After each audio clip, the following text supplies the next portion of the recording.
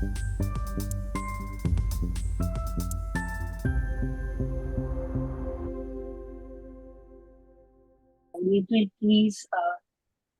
uh, please make Azman Bhai the co-host whenever he joins, but I will just continue with the Yeah, meeting. Okay, everyone, good morning and good afternoon from wherever you're joining us from today.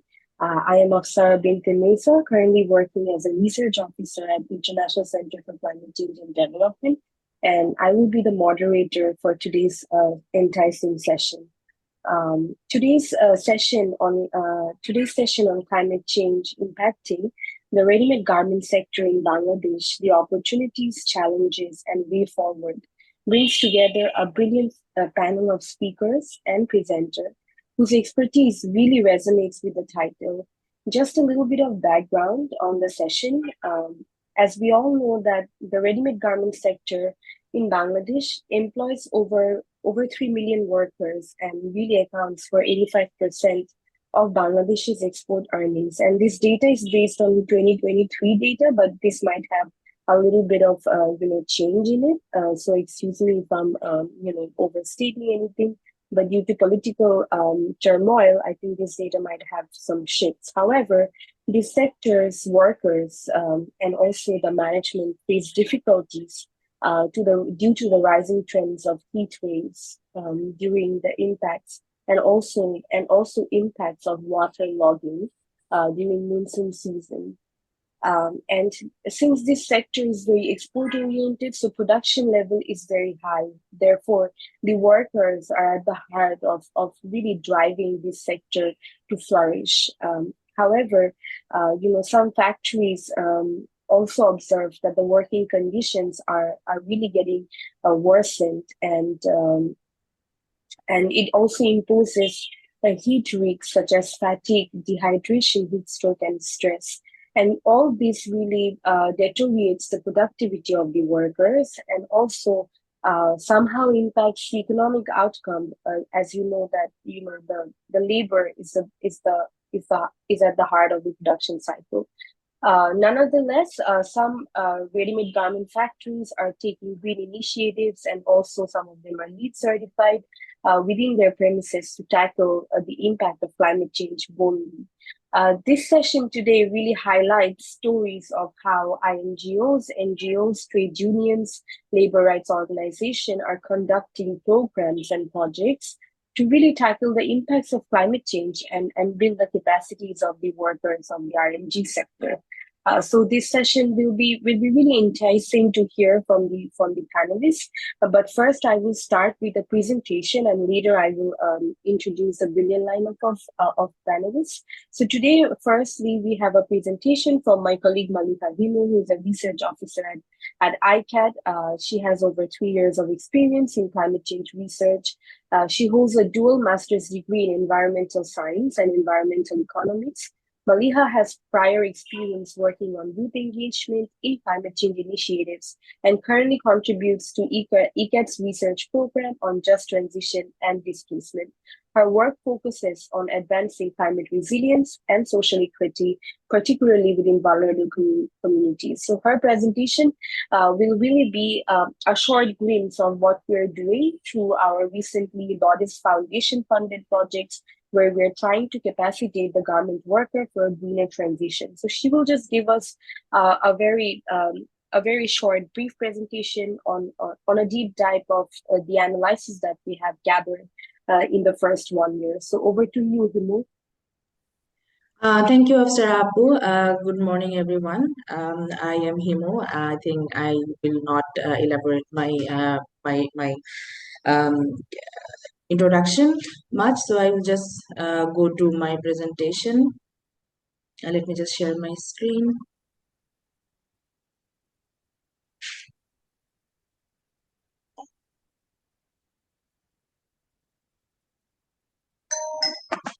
Is that visible? Yes. Okay, thank you. So, yeah, I will just start my presentation. So, basically, as Afsar Abu mentioned, that one of the main output of our project would be to develop a comprehensive training manual for the workers to capacitate them in climate change, the nexus between climate change and labor rights, and also adaptation strategies. So to start that, our strategy was to conduct multiple key informant interviews with different stakeholders of the sector, and also FGDs with the worker. So initially, we have completed more than 30 key informant interviews with the INGO, NGOs, labor rights organization, trade union officials, academicians, researchers, and also three FGDs with workers in Kollanpur, Gazipur, and also in Naranganj. So we are still in the phase of collecting data, and also we are analyzing the data parallelly. So here I will be presenting a brief overview what kind of responses we have received yet so far. It will be a basically a qualitative analysis still, and also the responses we have received from the AGTs, the first-hand experience, the impact experience by the workers. So in the section of climate risk and uncertainties for the RMG workers, in for this theme, the responses we have received, like the physical health and occupational safety risk. The most common physical stress the workers go through are the dehydration, fainting, dizziness, skin diseases, and also kidney issues, as they consume a lot of saline during the hot summer, which eventually put stress on their kidney. And also the some of the women workers also talked about the reproductive health issues as well.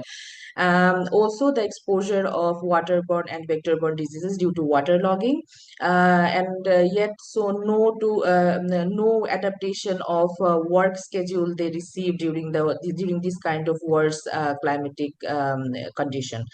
The living condition and also the housing vulnerabilities are there.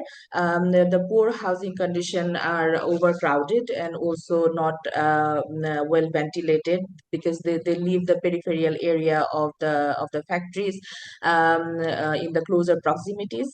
So living in an overcrowded and not very well ventilated place put more heat stress on them during when they are living in their houses as well. Waterlogging damages their houses. The sanitation is not up to the mark on those areas, and also which adds up to the exposure of the vector-borne diseases like dengue, the chikungunya, etc. And mental health challenges is also another most response we have received on. The psychological stress, lack of sleep and rest, and also especially the women worker, there is a gender specific risk as well, as women facing reproductive health risk, elevated mental stress, as they have to balance in the workplace and also come to the house. They have their housing responsibilities as well. The pregnant women particularly are quite vulnerable. We have received responses on the non-compliant factories are not providing the rights for the pregnant women, for the maternity leaves and other particular rights which they have to receive in their workplaces. And also the income and job security risk is there, as this sector is an informal setup of work. The climate stress related absenteeism and greater influx of migrant workers increase the job insecurity, and the climate induced inflation, which is quite invisible but are affecting the workers and eroding their real income, which basically keeping the trapping the workers in the cycle of poverty. So current challenges, needs, and gaps in the RMG sector. We have received responses on policy gap, the policy gap, the labor and the industry nexus should is not clearly mentioned in the NAPs and also the adaptation frameworks of Bangladesh.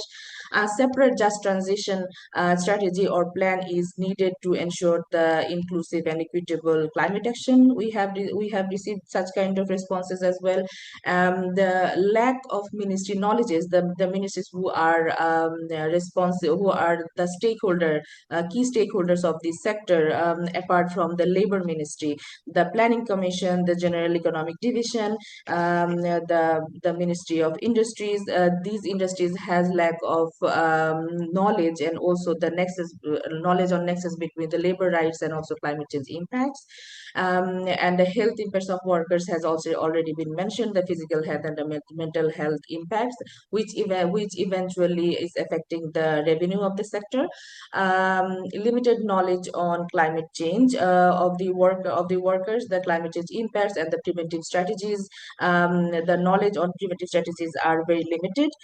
We have received during our FGDs, and also the exploitation of the migrant workers, as the sector is an informal work setup. So the influx of the migrant workers is keeping the factory to maintain the low wage and also not providing their rights. The low wage basically sabotage the climate resilience. The workers cannot invest any money on the adaptation strategy, and which trap them in a cycle of poverty. And a high cost of adaptation for the factories is also there. Any kind of infrastructural upgrade, technology transfer, and the worker capacity building is costly, and foreign buyers are reluctant to support all those financial needs. Financial barriers for small and medium-sized enterprises are very prominent, because they have lack of knowledge of accessing those funding as well. And finally, the barrier of just transition is the unresolved structural issues, which is the barriers to which is the absence of effective coordination among the key stakeholders, for example, the government, the factory owner, the trade unions, the labor rights organization in the RMG sector is one of the main issues, which is remaining unresolved, and which is adding up to strengthen the barrier towards moving towards the just transition pathway.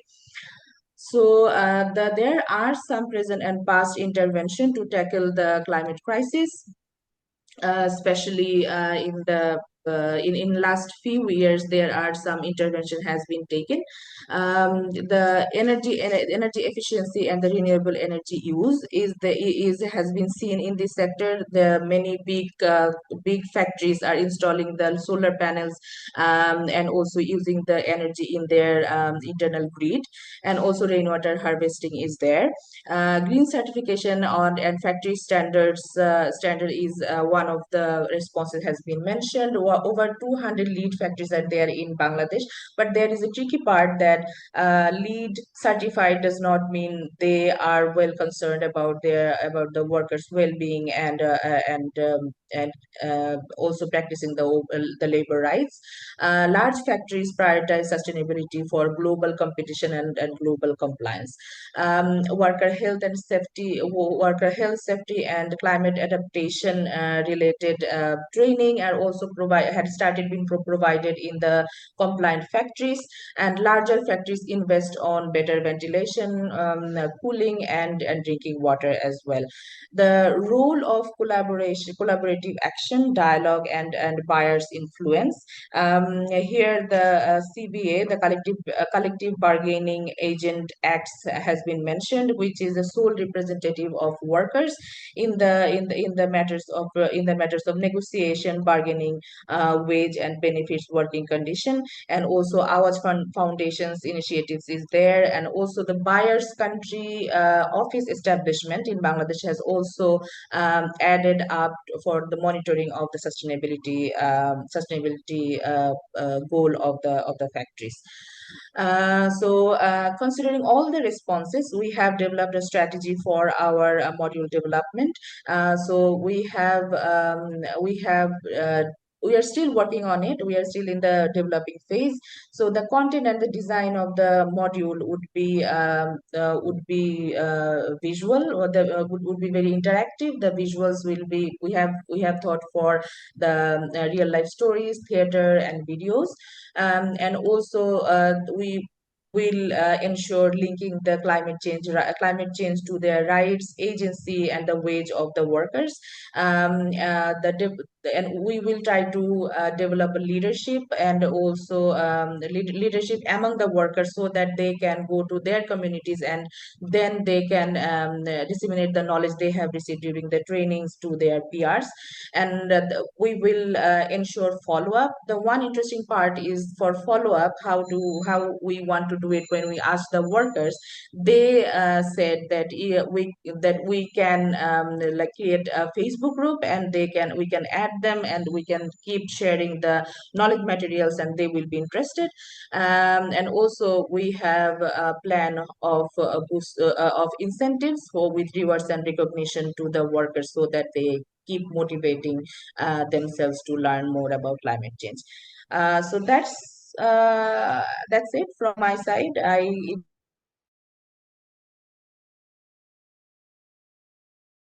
Thank you very much. Thank you so much, Himu, for that very insightful presentation. And you captured everything very holistically. And thank you for mentioning, what commonalities or similarities came up from when we talked or interviewed with the NGOs, trade unions, labor rights organizations. You rightly pointed out that there is adaptation or climate change adaptation and mitigation is costly, and small medium enterprises needs greater support when it comes to providing them with the technical know-hows, and also funding. And definitely foreign buyers have an immense role to play here in terms of subsidizing industries like Bangladesh. And I really enjoyed when you said that there are so many lead factories. However, what goes on inside, like the monitoring of how it's really taking into account the green transition factor is very important.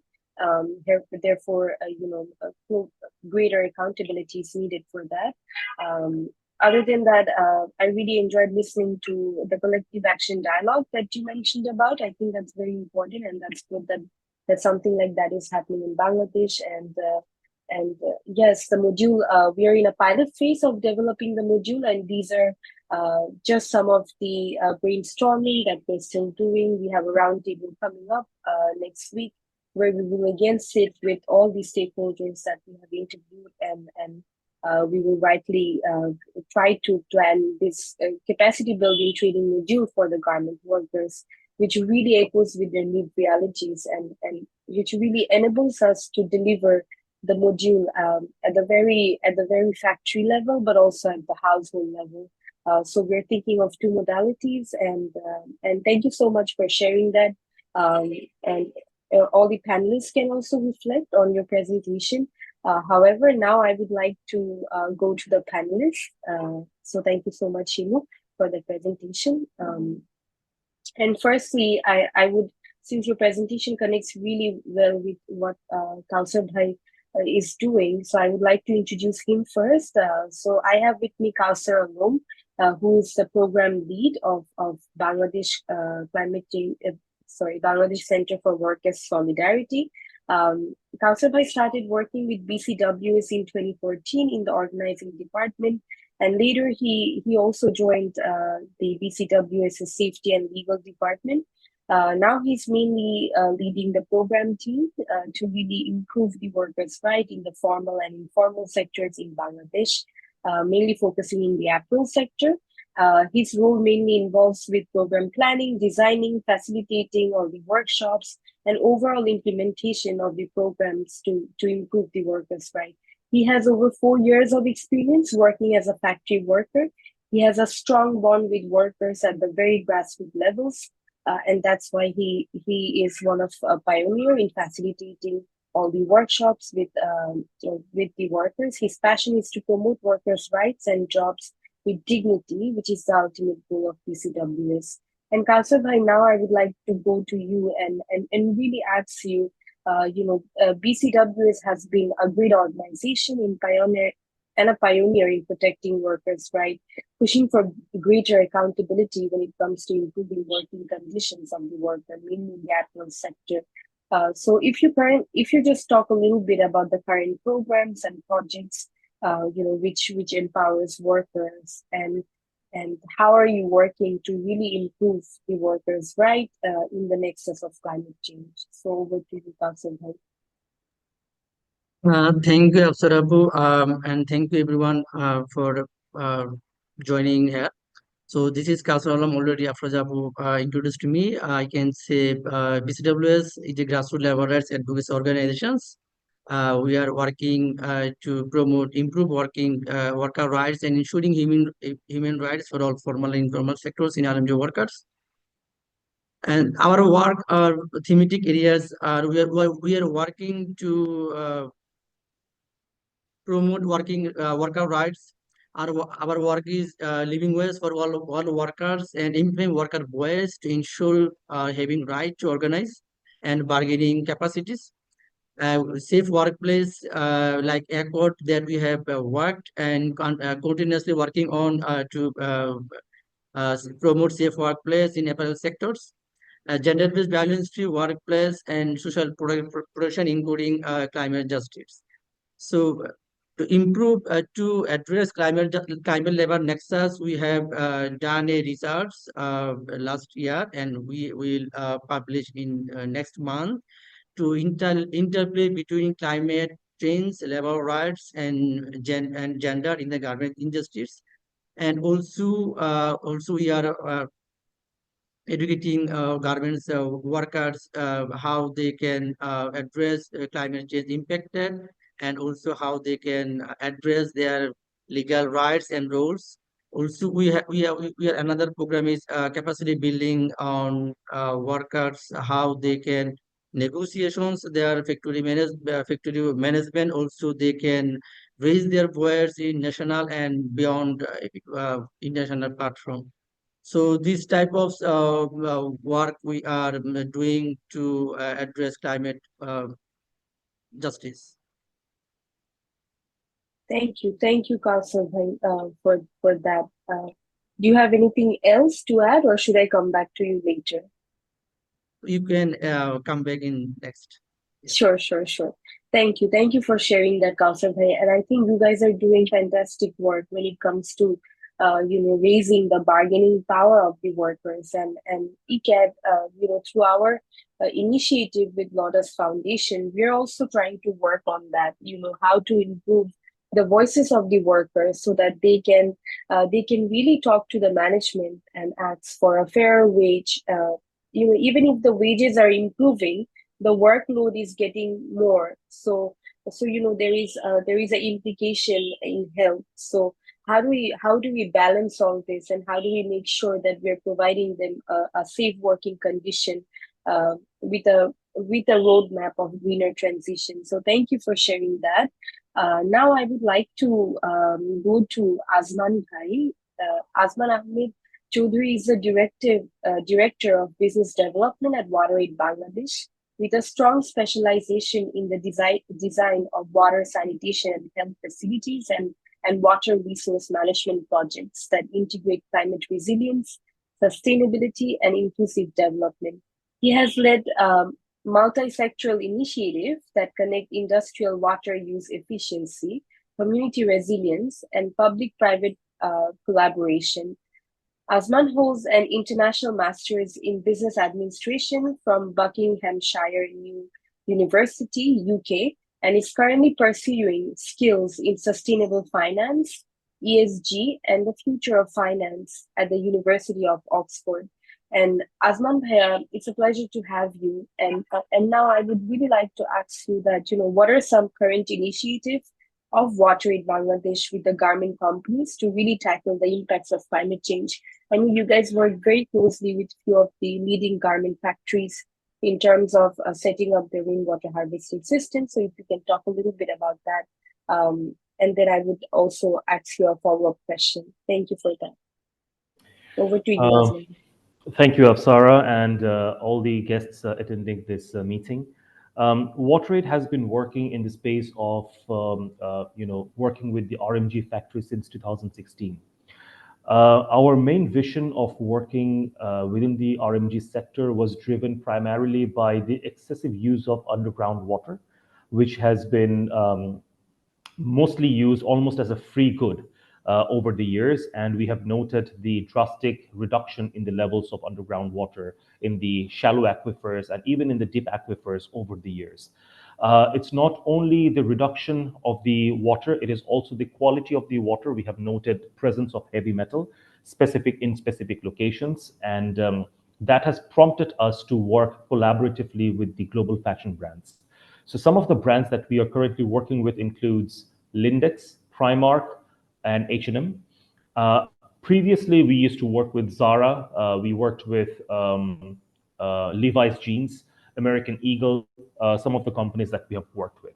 Um, Majority of our work is the work that we are doing right now is primarily driven by the CSDDD, which is the Corporate Social Due Diligence Directive taken up by the European Union Commission to ensure that in the overall supply chain of any RMG product, it is traceable, it can be tracked on where they are purchasing from, even from the sub-suppliers, and how much of the environmental protections are ensured. So as a part of that, we have been working actively with multiple RMG factories in Bangladesh. Some of the major names, if I can take, includes Fakir Fashion, with whom we have been working for quite some time, and also the Lindex partner factories that we have been worked with for several years now.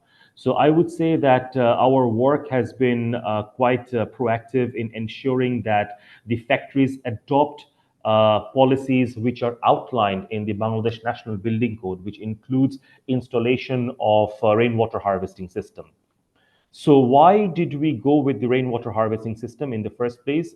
As we all know that water is a limited and a scarce resource, and ensuring the availability of water for industrial production over a longer period of time ensures employability, because if you don't have water, if you don't have the production facilities available, then jobs would be at risk. That was our vision.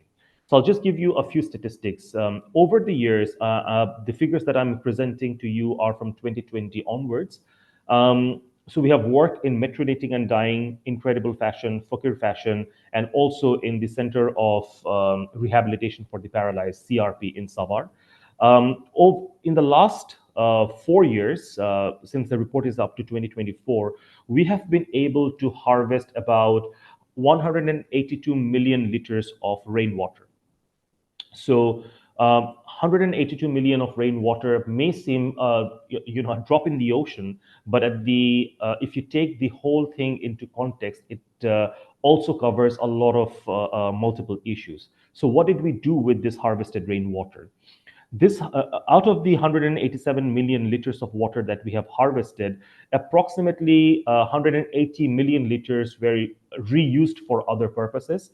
Now, what are these other purposes? Some of the factories use them for their wetting and dyeing process. Some of the factories use them for the other non-garment use of water, which includes, hand washing, toilet usage, gardening, watering the gardens outside. So those are some of the functions that we have been able to reuse the water. And an additional almost 4 million liters of rainwater was recharged into the underground.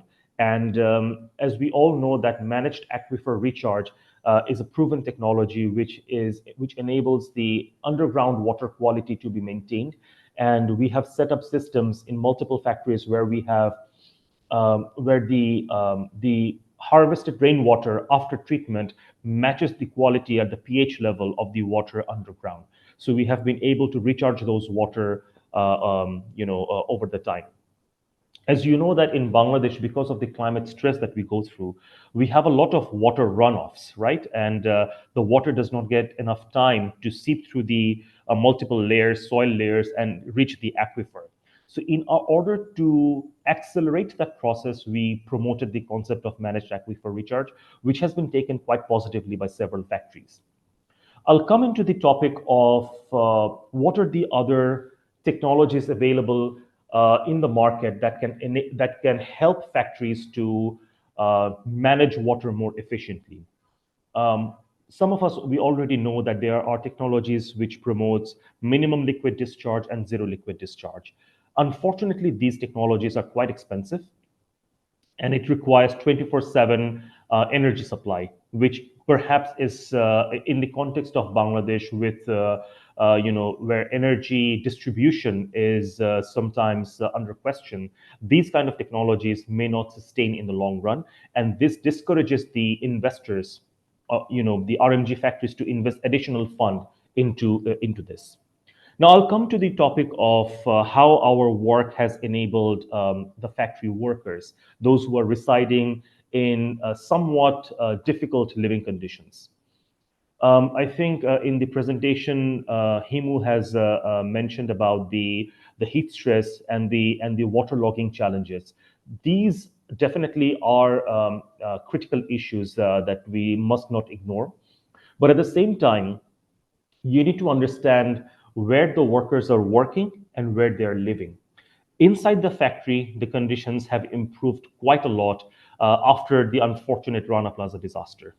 Several factories have taken additional steps. Some of the brands have been welcoming and they have assisted the factories to, to improve their working conditions, especially related to improved toilet conditions, sanitation conditions for women workers, those who are managing their menstrual hygiene. So those are some of the issues that these factories have done quite well. But the problem starts when these workers go back to their home. They don't get the same kind of facilities inside their home. So the challenges related to safely managed sanitation, accessing safe water remains as a challenge, and the chronic diseases which are related um, with these challenges sustains in the long run. So what we did with the support of some of the brands that I've mentioned, like H&M and Lindex, we have helped. We worked with the local landowners, those who have leased the land to build houses for the community. We negotiated with them. We told them that look. The toilet condition that you have is insufficient for the number of people residing in one block. So can you make some space so that we can create a safe and dignified, with privacy, a safe sanitation and bathing space, along with safe access to safe drinking water. So these negotiations opened up a lot of challenges, that who will pay and who will maintain, who will run the operation, maintenance, etc. So that's where we came up with the negotiation that look, we would pay only 80% of the total cost. You should come up with the remaining part. So I would say that in some pockets of in the periphery of Dhaka city, mostly up north in Ghazipur, Savar, and in some parts of Bhaluka and Mymensingh, we have been able to demonstrate some best case examples which are required to ensure safe sanitation, water safety plan for the workers. But it does come with certain challenges. For example, if you have to comply with the sanitation safety plan as prescribed under SDG 6.1 and 6.2, the space availability remains as a challenge. So those are some of the areas that we are trying to resolve with the community leaders. And also the common effluent treatment plant discussion has been going on for quite some time. Some organizations have set up a PPP backed treatment facilities, which remains underutilized. So there are multiple factors that needs to be taken into consideration when we have to holistically look into the climate adaptiveness of the RMG factories and how they can contribute towards the well-being of the workers. Right now, it is only the infrastructure that is taken into account, but the workers' well-being definitely is on the top priority list of several factories, but more can happen in the future. I'll pause here, Afsara. If there are any questions, I'll be happy to take them. Thank you. Thank you. Thank you so much, Azman Bhai. I think that was a very insightful, takeover from you. And thank you for mentioning all the current initiatives that Water Aid is taking place at the moment. And I think what really inspires me is what you're doing with the aquifers and also the research that you're planning to do in order to really deal with the problem of groundwater depletion.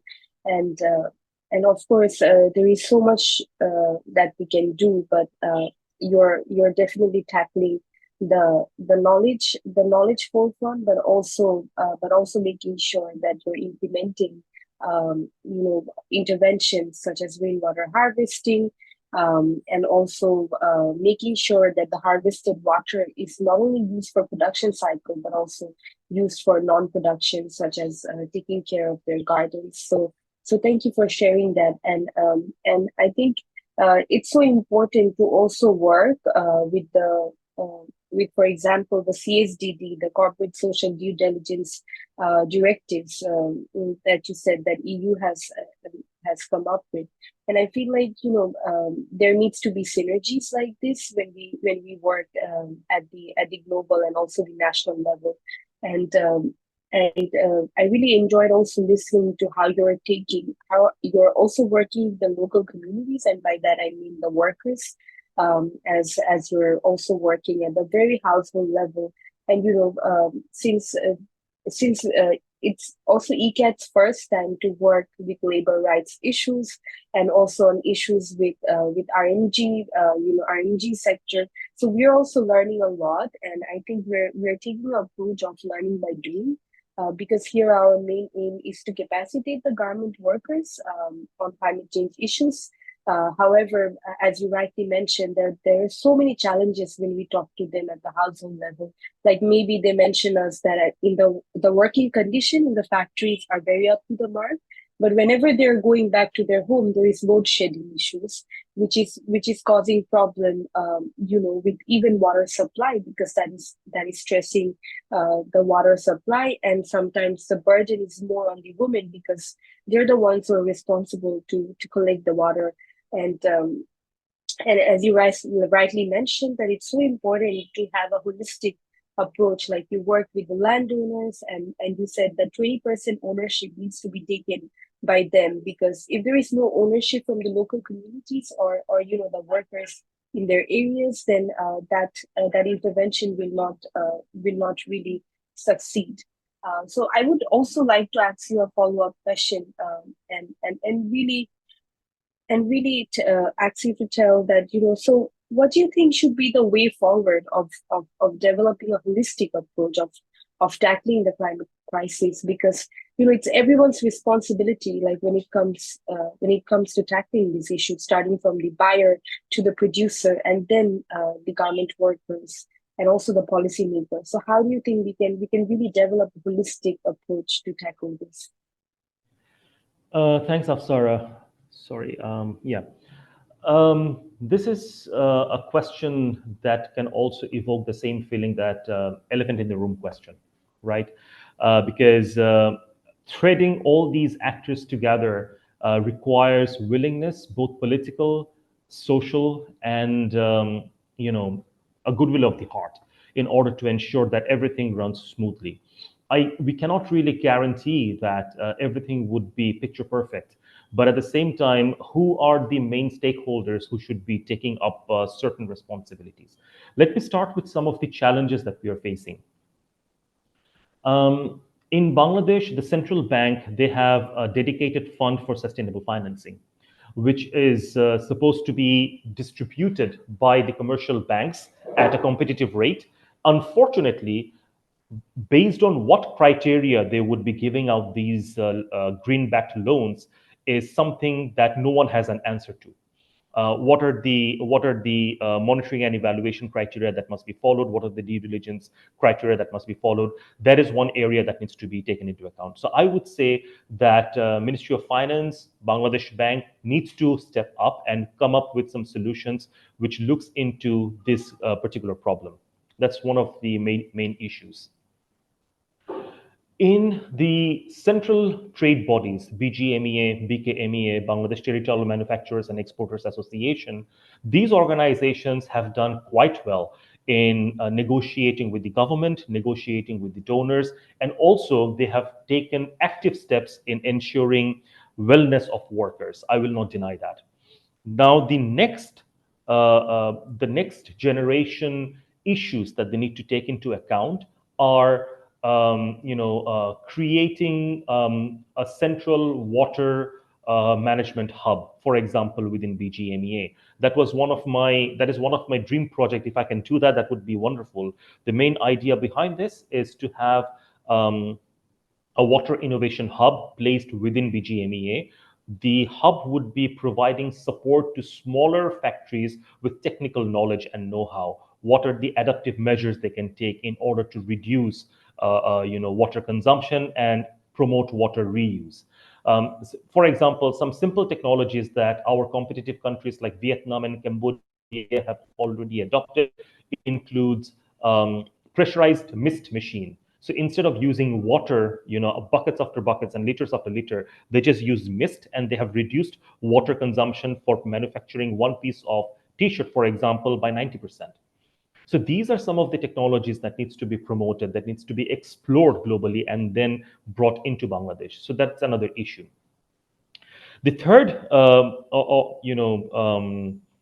government agency that I believe should be advocated is the Department of Inspection of Factories and Establishment, or in short, DIFE. They sit under the Ministry of, I believe, Labor. I'm not sure, under the Ministry of Labor or Commerce. I have to carefully look into that. But sorry, Ministry of Labor and Employment. But they don't have the right knowledge on what are the criteria of workers' well-being. They only look into if you are underpaying, is the occupational health and safety is taken care of? Are you employing underage laborers? That's where they stop. But they need to step up and look into what are the climate factors impacting the health well-being of workers.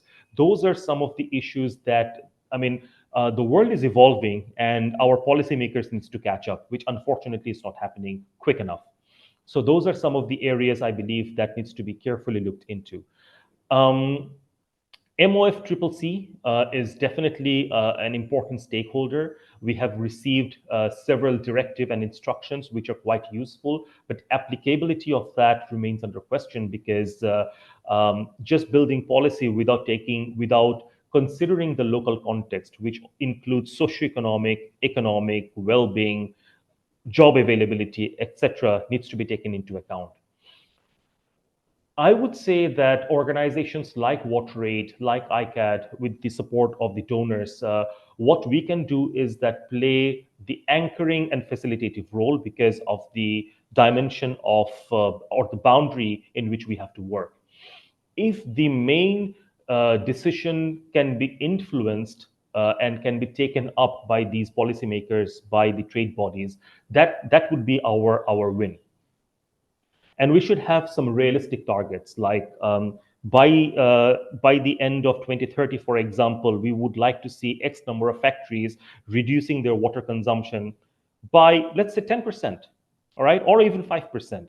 Even that is a support or additional water resources available to a wider community members. You see, in globally, if you look into the market, I'm just going a little global right now. You would see there are carbon credits available. And do you see enough water credits available? I mean, I'm not talking about the microfinancing water credit, but for the polluters, if they have to pay back, just like carbon credits to ensure the safety of water, that particular area is missing. So I believe these are some of the financing models that should come up in order to sustain the pathway that we have taken in order to ensure that we are able to retain the scarce water resources in the long run. I'll pause here, and if you have any questions, thank you. Thank you so much, Azman. I think that's super helpful, and what you mentioned rightly is that we need a lot of I think step up from the Ministry of Labor and Employment. DEFIs, you mentioned rightly. I think they have a greater role to play when it comes to really incorporating the climatic factors and how that has an impact on workers' health and well-being, and also safety measures, I believe, and definitely Bangladesh has great policies when it comes to climate change adaptation. As you rightly mentioned, developed by Ministry of Environment, Forest and Climate Change. However, the implementation is very poor, and I feel like the targets in the policies are not realistic. So how do we make sure that we really make that connection with the local context, with the political and maintain a synergy between the political cohort, the lack of coordination that really exists in the ministries, because I feel like RMG sector is such a flourishing sector, and I feel like there is so much role of the ministry's coordination to play here to tackle the impacts of climate change. And I also really hope that your dream of working with BGMA and VKMA, of setting the central water management hub, I think that would be brilliant, and providing the technical knowledge, the technical knowledge and know-how to the small medium enterprises would be very important. And we also realize that in our initiative that we're doing currently with the factories, with the garment workers. And they always say us that if we deliver, since we're still at the inception phase of developing the training module, they always say us that this training module will have more impact if we can develop it in the small medium factories. And I will also take into consideration what you mentioned, that if we can also have a chat with BGMA, BKMA, and really work on this knowledge front. And I absolutely agree with you that that research organizations and think tanks and also NGOs like yourselves and us can also set realistic targets within ourselves to really make those change happen. And by 2030, for example, that you mentioned. So thank you so much, Azman Bhai, for a very insightful discussion. And now I would like to move over to Alum Bhai. He's the head of project of building a sustainable leather sector in Bangladesh at the Oshi Foundation. Alum Bhai began his career in 2002 with the International Labour Organization's project on eliminating child labor in Bangladesh's tannery industry. And in 2005, he joined Oshi Foundation, where he now serves as the director and head of EU-funded project. As I mentioned, with nearly 25 years of experience, he specializes in occupational health and safety, labor rights, social compliance, climate change, gender equality, and also leadership development across various manufacturing sectors of leather, garments, shipbreaking, and agriculture. And he also maintains a strong ties with NGOs, government bodies, and development partners. And Alumai, now I would really like to ask you that Oshi has been working as a great trade union for years now. So if you could talk a little bit about that, what key role the trade unions can play in the context of climate change adaptation for safeguarding the workers' right in the middle of the climate crisis, that would be great. So over to you, Alumai. তো আবার এই স্ক্রিনটা একটু share করে দিচ্ছি। Yeah, sure.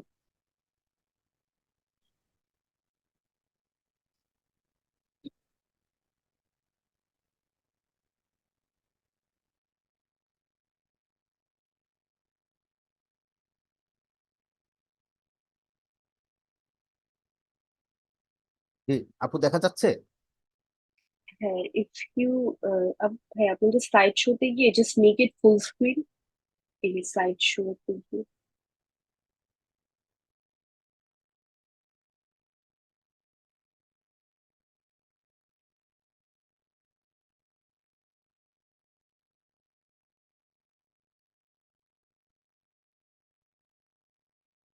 But I think we can start. We can see your screen, so it should be fine.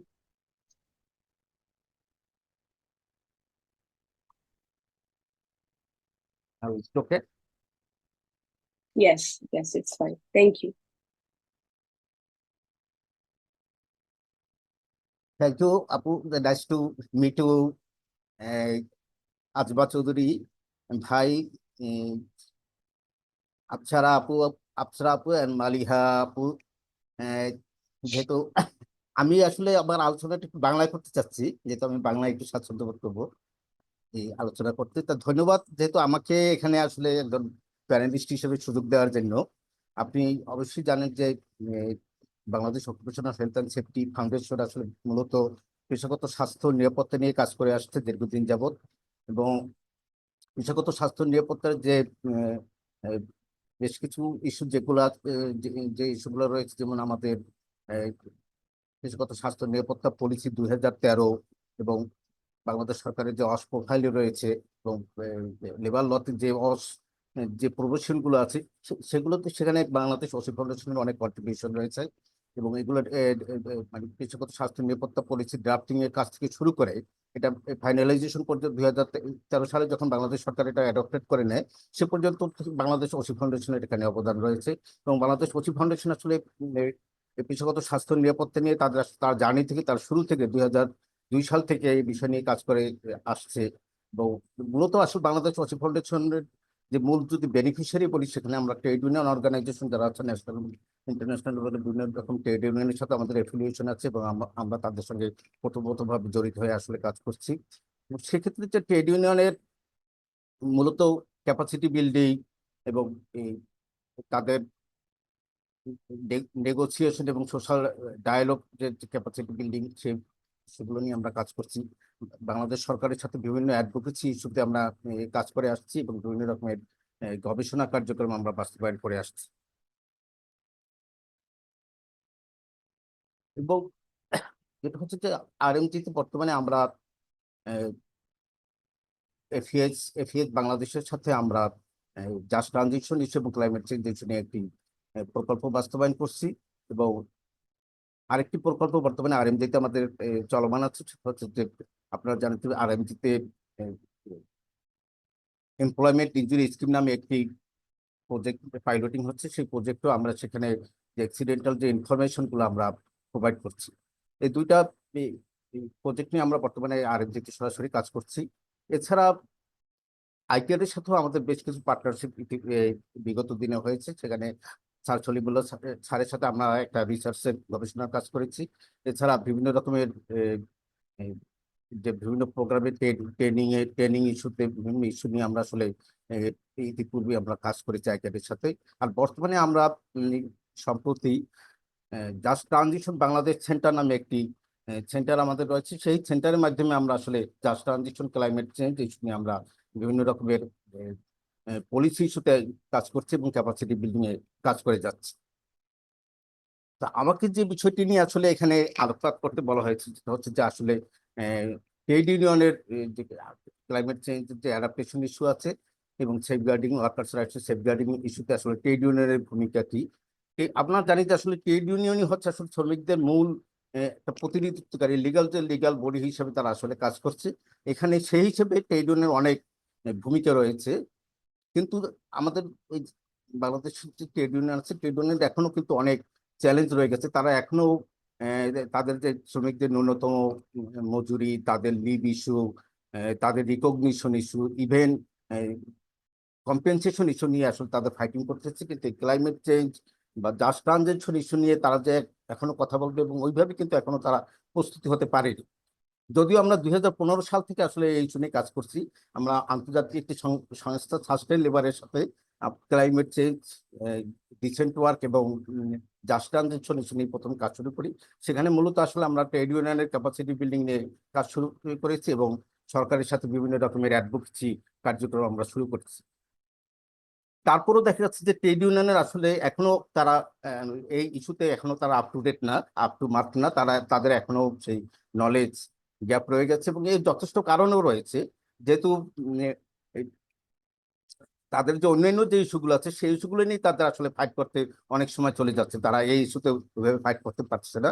তারপর আমি মনে করি যে আমাদের ট্রেড ইউনিয়নের আসলে যথেষ্ট তাদের শ্রমিকের প্রতিনিধিত্ব হিসেবে তাদের অনেক কিছু করার আছে। সেখানে আমি মূল যে পয়েন্ট বলবো সেটা হচ্ছে অ্যাডভোকেসি। তারা অ্যাডভোকেসিতে কাজ করতে পারে, যেমন তাদের যে ওয়ার্কার্স রাইটস এবং যে সেক্টরাল যে ক্লাইমেট স্ট্র্যাটেজিস গুলো রয়েছে, সেই স্ট্র্যাটেজিস গুলো যাতে সরকার ঠিকঠাক মতো আসলে বাস্তবায়ন করে, সেই জন্য তারা তার বিভিন্ন লেভেলে, বিশেষ করে সরকারের সাথে, এবং আমরা জানি যে আমাদের এই আর্নিং সেক্টরের যে মালিক অ্যাসোসিয়েশন গুলো আছে, সেই মালিক অ্যাসোসিয়েশনের সাথে তারা আসলে অ্যাডভোকেসি কার্যক্রমগুলো বাস্তবায়ন করতে পারে। এবং জাস্ট ট্রানজিশন যে ইস্যু, আমরা জানি যে জাস্ট ট্রানজিশন আসলে খুবই একটা নতুন একটা কনসেপ্ট। এখনো আমাদের আসলে ট্রেড ইউনিয়নরা, বিশেষ করে ন্যাশনাল লেভেলের ট্রেড ইউনিয়ন কিছু এই বিষয় সম্পর্কে অবহিত হলেও, আমাদের যে বিভিন্ন সেক্টরাল যে ট্রেড ইউনিয়ন গুলো আছে বা ডিভিশনাল যে ট্রেড ইউনিয়ন গুলো আছে,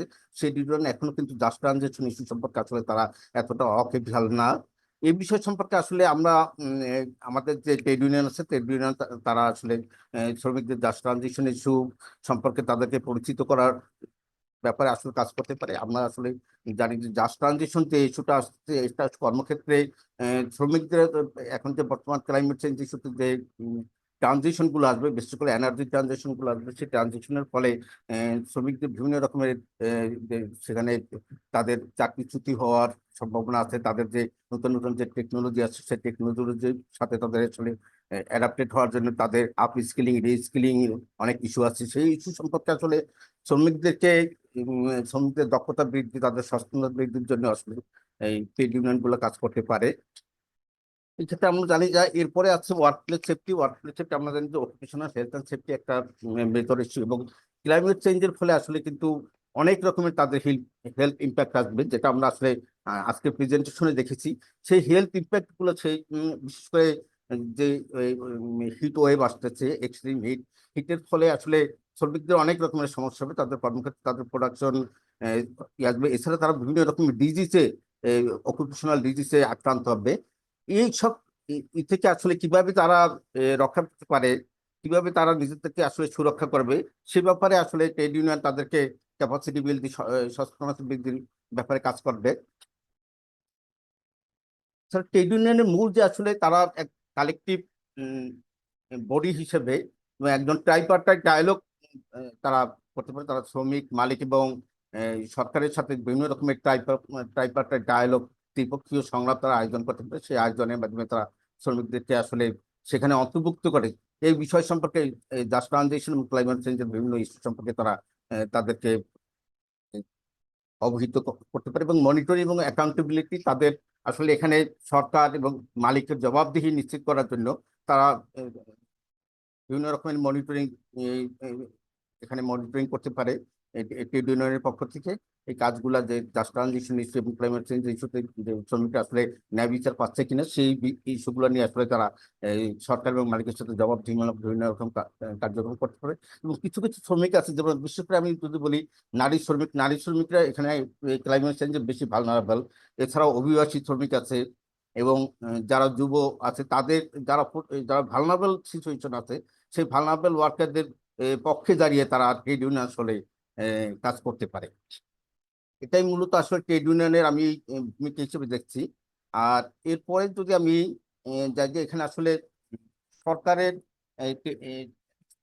তাদের ট্রেড ইউনিয়নের যে মেম্বারশিপ বৃদ্ধি করার জন্য এবং তাদের সাপোর্ট আরো কিভাবে ভালো করা যেতে পারে, এর জন্য সরকারের করণীয় বিষয়গুলো সম্পর্কে আমি একটু আলোকপাত করছি। সেক্ষেত্রে যে আমাদের শ্রমিকদের যে লিগাল প্রোটেকশন, সেই প্রোটেকশনটা যাতে শক্তিশালী করা যায়, সে ব্যাপারে সরকার আসলে তার যে ল ল আছে, ল ঠিকঠাক মতো সেগুলা যাতে প্রয়োগ হয়, বাস্তবায়নে হয়, সে ব্যাপারে সরকার শ্রমিকদেরকে মানে নিশ্চিত করতে পারে। তাদের যে ফ্রিডম অফ অ্যাসোসিয়েশন এবং প্রোটেকশন এগেনস্ট ইউনিয়ন ডিসক্রিমিনেশন, রিটেলাইজেশন, বিভিন্ন ইস্যুগুলো আছে, সেই ইস্যুগুলো সম্পর্কে আসলে সরকার তাদের যে আইনগুলো আছে, আইনগুলো যথাযথ বাস্তবায়নের মাধ্যমে এটা ইনশিওর করতে পারে। এবং সোশ্যাল ডায়ালগ যাতে আসলে আরো বেশি বেশি সোশ্যাল ডায়ালগ আয়োজন করা যায়, এবং সোশ্যাল ডায়ালগ বৃদ্ধির মাধ্যমে আসলে শ্রমিকদের যে ইস্যুগুলো আছে, সেই ইস্যুগুলো তাদেরকে আসলে অবহিত করা। সেক্ষেত্রে সরকার আসলে সে নিজে উদ্যোগ নিয়ে সোশ্যাল ডায়ালগ বৃদ্ধি করতে পারে। এবং ইউনিয়ন রেজিস্ট্রেশনে আমাদের অনেক রকমের জটিলতা আছে। সেখানে দেখা যায় ইউনিয়ন রেজিস্ট্রেশন করতে গেলে আসলে শ্রমিকরা অনেক রকমের বিভিন্ন রকমের ঝামেলার শিকার হয়। ইভেন তাদেরকে আসলে অনেক চাকরিচ্যুত হয়ে যায় যখন ইউনিয়ন রেজিস্ট্রেশন করতে যায় বা কোনোভাবে যদি তারা সংগঠিত হতে চায়। সেক্ষেত্রে ইউনিয়ন রেজিস্ট্রেশনটা কিভাবে আসলে কত সহজ করা যেতে পারে এবং সেখানে যাতে কোনো রকমের হয়রানির শিকার না হয় শ্রমিকরা, সে ব্যাপারে সরকার আসলে তাদেরকে ইনশিওর করতে হবে। এই ধরনের একটা যদি সাপোর্ট সরকার দেয় তাহলে দেখা যাবে যে শ্রমিকরা আসলে ইউনিয়ন করতে উদ্বুদ্ধ হবে এবং তারা কোনো রকমের ঝামেলা মুক্ত ছাড়া যাতে ট্রেড ইউনিয়ন করতে পারে সেই ব্যবস্থাটা করা। এবং শ্রমিকদের যে শ্রমিকদের যে সংগঠিত হবে সেই সংগঠিতের ব্যাপারে যদি সরকারের পক্ষ থেকেই আসলে ইনিশিয়েটিভ নেওয়া হয়, বিভিন্ন রকমের তাদের অ্যাওয়ারনেস রেজিং বৃদ্ধির ব্যাপারে ইনিশিয়েটিভ নেওয়া হয়, তখন শ্রমিকদের দেখা যাবে যে তারা একটা আস্থা পাবে যে সরকার আসলে তাদেরকে এই ব্যাপারে উৎসাহিত করছে। তখন শ্রমিকরা আসলে সংগঠিত হতে উৎসাহিত হবে এবং তারা ট্রেড ইউনিয়ন করবে। এছাড়া আছে আমাদের যে লেবার ল এনফোর্সমেন্ট, দেখা যাচ্ছে যে আমাদের এখানে লেবার লতে কিন্তু অনেক কিছুই আছে, কিন্তু এটা যথাযথ বাস্তবায়ন নাই, প্রয়োগ নাই। এই প্রয়োগের না থাকার কারণে অনেকেই দেখা যাচ্ছে যে আমি ট্রেড ইউনিয়ন করতে গেলাম, ট্রেড ইউনিয়ন করতে গিয়ে দেখা যাচ্ছে যে বিভিন্ন রকমের ঝামেলা, তারা বিভিন্ন রকমের হ্যারাসমেন্টের শিকার হচ্ছে। ফলে কিন্তু অনেকেই আসলে ট্রেড ইউনিয়ন করতে উৎসাহিত বোধ করছে না। সেক্ষেত্রে যদি আমাদের ল যেটা আছে, ল এনফোর্সমেন্ট যদি ঠিকঠাক মতো হয় এবং সরকার যদি এই ব্যাপারে আসলে যথাযথ পদক্ষেপ গ্রহণ করে, বিশেষ করে আমাদের ডিপার্টমেন্ট অফ ইন্সপেকশন অ্যান্ড ডাইপি যেটা আছে, ডাইপি যদি আসলে ঠিকঠাক মতো কাজ করে, আমাদের মিনিস্ট্রি অফ লেবার যদি ঠিকঠাক মতো কাজ করে, তাহলে দেখা যাবে যে আসলে শ্রমিকদের যে সমস্যাগুলো আছে সেই সমস্যাগুলো এখানে দূর হবে। তারা আসলে সংগঠিত হতে পারবে এবং তারা এই যে জাস্ট ট্রানজিশন এবং ক্লাইমেট চেঞ্জ ইস্যু আছে সেই ইস্যুতে তারা আসলে কাজ করতে পারবে। এছাড়া আমাদের অ্যাওয়ারনেস রেজিং বিল্ডিং আছে এবং ভালনারেবল যে গ্রুপ আছে, অলরেডি আমরা বলা হয়েছিল যে উইমেন ওয়ার্কার্স, ইয়ুথ, মাইগ্রেন্ট এবং অন্যান্য যে ওয়ার্কার আছে যারা বিভিন্ন রকমের সাপোর্ট এবং ইনক্লুসিভ লেবার ল ইস্যু নিয়ে কাজ করে, তাদেরকে আসলে সরকার যদি সুরক্ষা দিতে পারে, দেন আমাদের শ্রমিকরা আসলে তারা সংগঠিত হবে এবং তারা ইউনিয়নাইজেশন হইতে উৎসাহিত বোধ করবে বলে আমি মনে করি। ধন্যবাদ আপু। Thank you so much Alam ভাই। আই থিঙ্ক এটা খুবই ইনফরমেটিভ ছিল। আপনি আমাদেরকে যা বললেন, মেনলি যে ট্রেড ইউনিয়ন আসলে কিভাবে অ্যাক্টিভ রোল প্লে করতে পারে two tackle climate change, but also government কিভাবে বেটার সাপোর্ট করতে পারে। So thank you, Azman bhai. I think you rightly mentioned that the trade unions can play a greater role in terms by um, by really focusing on monitoring and evaluation. It can also work on the just transition for it to really unfold what just transition means in Bangladesh. Um, Trade unions can also better facilitate advocacy. It can really work to enhance workers' rights in terms of promoting the social dialogue, and also working with government to strengthen legal protection. Government can better support the trade unions in terms of promoting social dialogue, helping with union registration, because that's a major challenge. As you mentioned, that most of the garment owners sometimes they don't allow for the workers to be part of the trade union. So supporting them um, is very much needed. At the same time, ensuring labor law enforcement. Even though we have so many labor laws, but their enforcement is crucial. So thank you so much for raising that issue, and also raising awareness is critical too. Um, so I would ask all the panelists to turn on their camera so that we can take a photo, and I think that's pretty much it from me, from my side. I think it was a very great discussion. The panelists were very informative when it comes to how we can holistically tackle the impacts of climate change. Kausar bhai, do you want to add anything?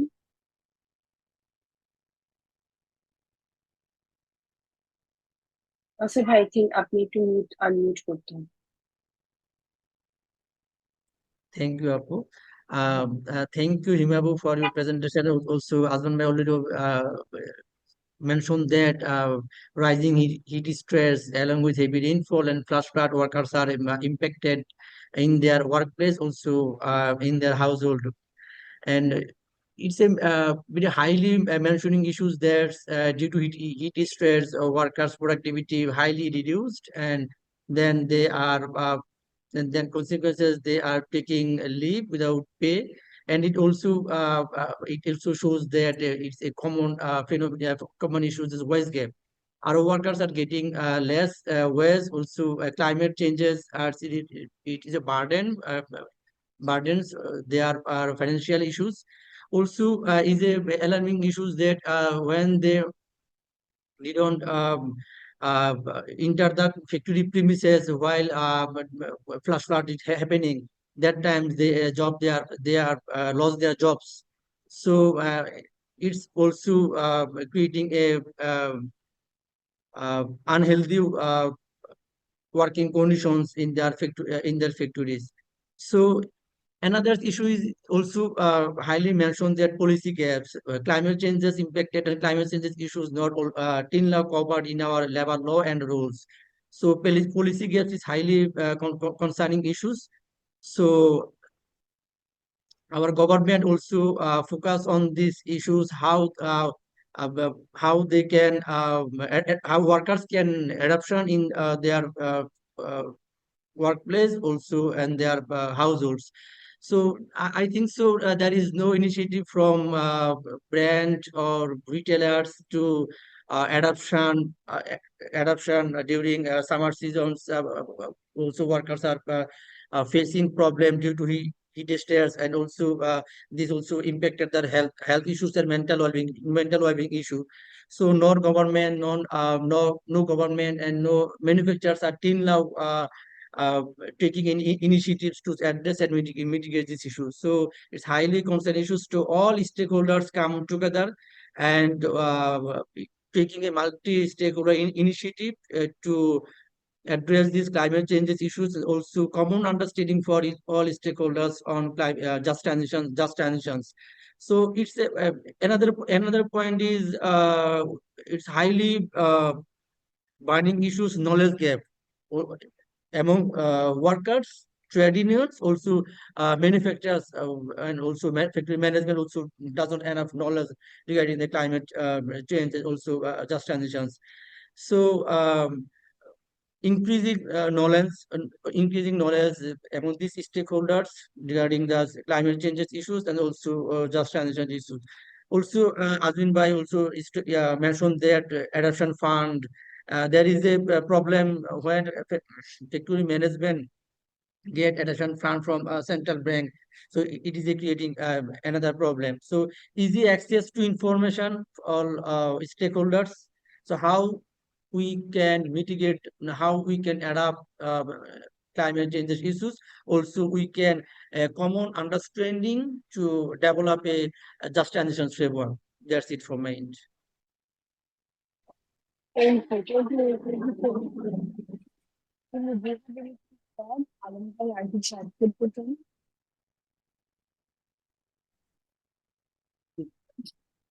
কাউসার ভাই rightly mention করেছে যে ইস্যুগুলো আসলে mention করেছে সেগুলো আসলে যথার্থই। এখানে যে বিষয়টি আসলে বলা হয়েছে যে আমরা আসলে যে ক্লাইমেট চেঞ্জের সাথে যে আহ, যে আমাদের যে পলিসি এবং স্ট্র্যাটেজিতে অনেক গ্যাপ রয়ে গেছে। আমরা জানি যে আমাদের যে জাস্ট ট্রানজিশন ইস্যু সেটা আসলে প্রপারলি আমাদের ক্লাইমেট চেঞ্জ বা এনভায়রনমেন্ট রিলেটেড যে আমাদের যে পলিসি ইস্যু আছে সেখানে ওইভাবে তার প্রতিফলন নেই। ইভেন আমরা যে আমাদের যে মুজিব যে ক্লাইমেট অ্যাকশন যে প্ল্যান ছিল সেখানে জাস্ট যৎসামান্য অ্যাড্রেস করা হয়েছে, কিন্তু সেটা দিয়ে আসলে ওইভাবে কোনো করে না, প্রতিনিধিত্ব করে না যে জাস্ট ট্রানজিশন ইস্যু। সেক্ষেত্রে আসলে আমাদের জাস্ট ট্রানজিশন এবং ক্লাইমেট চেঞ্জ ইস্যুতে এখানে আমাদের যে ন্যাশনাল যে স্ট্র্যাটেজি আছে, আমাদের প্ল্যান আছে এবং আমাদের যে পলিসি এসছে সেখানে আমাদের অ্যাডভোকেসির অনেক কাজ করা আছে সেখানে, যাতে এটা প্রপারলি রিফ্লেকশন আছে সেটা নিয়ে আমাদের কাজ করতে হবে। এটা আরেকটা বিষয় হচ্ছে যে আমাদের যে অ্যাডাপ্টেশনের যে ইস্যুগুলো আসছে সেই অ্যাডাপ্টেশন ইস্যুতে কিন্তু আমাদের আমাদের দেখা যাচ্ছে যে এখানে অনেক লিড ফ্যাক্টরি আছে। আসলে লিড ফ্যাক্টরি গুলো কতটা এই ক্লাইমেট চেঞ্জ অ্যাডাপ্টিভ করে তৈরি করা হয়েছে সেটা কিন্তু আসলে সন্দিহান আছে। সেখানে আসলে যথার্থ আমরা মনে হয় গবেষণার দরকার আছে।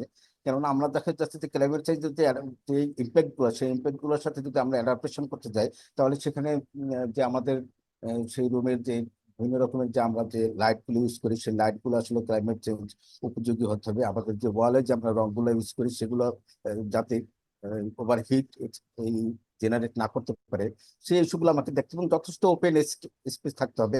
আর একটা বিষয় হচ্ছে যে আমরা লিড ফ্যাক্টরি করলাম, কিন্তু ওয়ার্কার দেখা গেল লিড সে ফ্যাক্টরিতে হয়তো 6 ঘন্টা 8 ঘন্টা কাজ করলো, কিন্তু সে তো তার পরে তো সে তার হাউস হোল্ডে সে ফিরে যাবে, কিন্তু হাউস হোল্ড এবং তার কর্মক্ষেত্রের সাথে কিন্তু ব্যাপক ফারাক। এটা আরো দেখা যাচ্ছে যে শ্রমিকের জন্য আসলে আরো আরো ক্ষতি মানে ক্ষতি সৃষ্টি করতেছে। তার বিভিন্ন রকমের একটা সমস্যা আসছে, সে একটা পরিবেশে কিছু সময় থাকতেছে, আর একটা খুবই ভালনারেবল পরিবেশ কিন্তু থাকতেছে, ফলে এটা কিন্তু তার জন্য খুবই খারাপ। এই বিষয়গুলো আসলে আমরা কিভাবে অ্যাড্রেস করতে পারি সেগুলো নিয়ে কাজ করা। এবং জাস্ট ট্রানজিশন ইস্যুতে আসলে জাস্ট ট্রানজিশন ইস্যু আমরা যেহেতু লো কার্বন ইস্যুতে যাচ্ছি এবং সেখানে এনার্জি ট্রানজিশন আসবে, অনেক রকমের আমাদের অটোমেশন আসবে, টেকনোলজিক্যাল অনেক আসবে, সেই ইস্যুর সাথে আসলে সেই ইস্যুর সাথে খাপ খাওয়াতে গিয়ে দেখা যাবে যে অনেক শ্রমিক আসলে তার চাকরিচ্যুত হবে, বা তার তার বিভিন্ন রকমের সেই নতুন কর্মের সাথে আসলে অ্যাডজাস্টমেন্ট করার জন্য তার বিভিন্ন রকমের ক্যাপাসিটি বিল্ডিং দরকার হবে। সেখানে কিন্তু অনেক কাজ করার আছে আমাদেরকে। আমরা যদি এই ইস্যুগুলো যদি আমরা আসলে ঠিকঠাক মতো যদি অ্যাড্রেস না করতে পারি, তাহলে দেখা যাবে যে ক্লাইমেট চেঞ্জের যে আমরা যে রেজিলিয়েন্সের কথা বলতেছি, যে অ্যাডাপ্টেশন, সেখানে আসলে অনেক রকমের বাধাগ্রস্ত হবে। সেই বিষয়গুলো আমাদেরকে আসলে যথাযথভাবে, এবং ট্রেড ইউনিয়নের কিন্তু এই ইনিশিয়েটিভ গুলো নিতে হবে। কেন ট্রেড ইউনিয়ন হচ্ছে আসলে শ্রমিকদের মূল প্রতিনিধিত্বকারী বডি হিসেবে, লিগাল বডি হিসেবে তারা কাজ করছে। তাদেরকে এই ইস্যুগুলো নিতে হবে এবং তাদেরকে নিজেদেরকে আসলে বিষয়গুলো সম্পর্কে আপগ্রেড হয়ে তাদেরকে জেনে তারপর তারা ওয়ার্কারের সাথে তাদেরকে কাজ করতে হবে, এবং ওয়ার্কারদেরকে এই বিষয়গুলো সম্পর্কে সচেতনতা বৃদ্ধি পেতে তাদের ক্যাপাসিটি বৃদ্ধির কাজ করতে হবে। এবং যথার্থ তাদেরকে আসলে এই সরকার এবং মালিকদের সাথে একটা প্রেশার গ্রুপ হিসেবে গুরুত্বপূর্ণ ভূমিকা পালন করতে হবে, যাতে তারা মালিকদেরকে সবসময় একটা প্রেশার বা সরকারকে প্রেশারের ভিতরে রাখে, যে শ্রমিকদের যে অধিকারগুলো আছে, সুরক্ষাগুলো আছে, তারা যথাযথভাবে সেগুলো নিশ্চিত হয় তাদের, সে ব্যাপারে তারা কাজ করতে পারে। ধন্যবাদ। I think আপনি যা বলেছেন একদম রাইটলি আসলে আপনারা তার সাথে সব মেনশন করেছেন, and I think it's a great end to the discussion. Kimu, do you want to add anything else? No, nothing from my side. Okay. Thank you.